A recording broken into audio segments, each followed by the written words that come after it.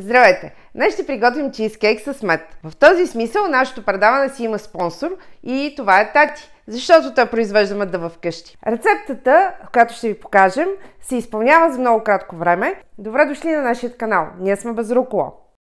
Необходимите продукти са бисквити, мед, чисто масло, крема сирене, сметана, желатин, захар, кисело мляко, орехи и сокът от един портокал. За да приготвим основата ни трябват 100 грама бисквити, които са съвсем обикновени. Слагаме ги в една турбичка и към тях добавяме 2 супени лъжици смлени орехи. След това затваряте турбичката и ги натрушавате с ръце. Ако искате, може да използвате за целта и някоя точилка. Тези бисквити са съвсем меки и се трошат много лесно, така че не са необходими някакви специални уреди. След като разбъркате добре орехите и бисквитите и ги натрошите хубаво, трябва да добавите 40 грама разтопено масло и да объркате добре цялата смес. Така че маслото да попие в всички бисквити, които сте сложили и орехи. След това вземате един 15 см ринг, 15 или 16 см ринг и изсипвате тази смес. Това ще бъде нашата основа. С силиконово шпатло трябва хубаво да разнесем и да намачкаме бисквитите по дъното, като се стараем да ги разпределим равномерно.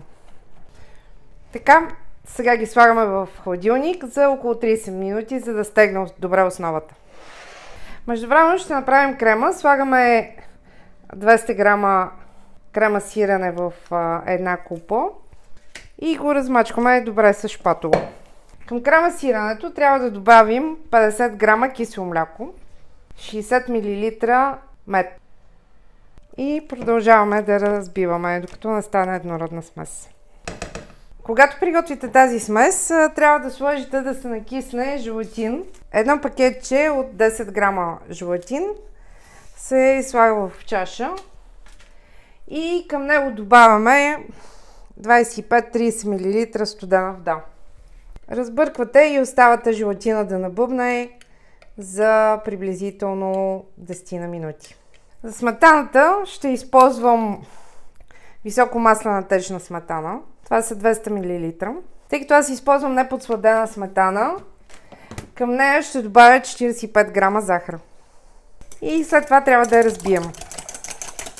Няма нужда да я бъркате с миксер, защото не искаме да получим твърда пяна, а така сравнително меки връхчета. Когато сметаната отвои обема си, вече е готова и можем да смесим двата крема.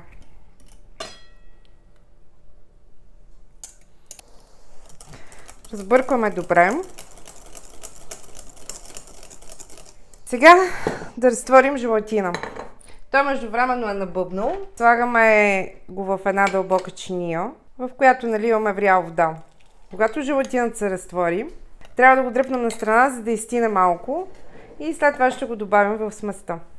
Слагаме 2/3 от количеството желатин в основната смес. И 1/3 оставаме за другата смес. Сега ще отделим 150 грама от сместа за окрасата.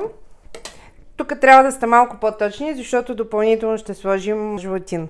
А тази част ще я излеем във вече при предварително приготвения ни блат. Като се опитвам да го загладя, така че да се получи равна повърхност. Оставаме го на страна.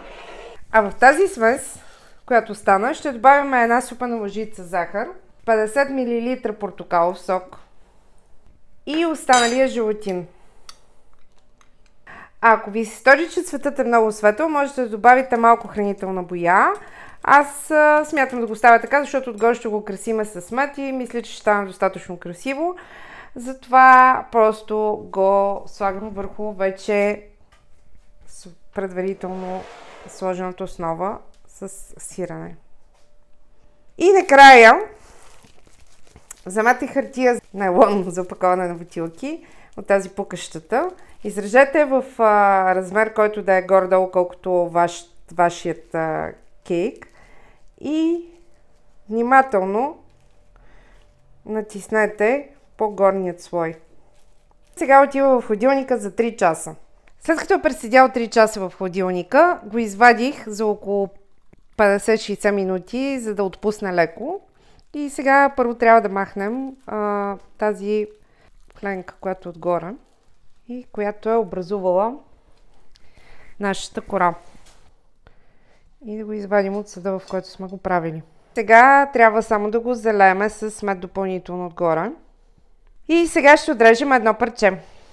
Нашият меден чизкейк е готов. С красивата пчелна пита отгоре и невероятния нежен вкус, той ще стане фаворит и във вашето семейство.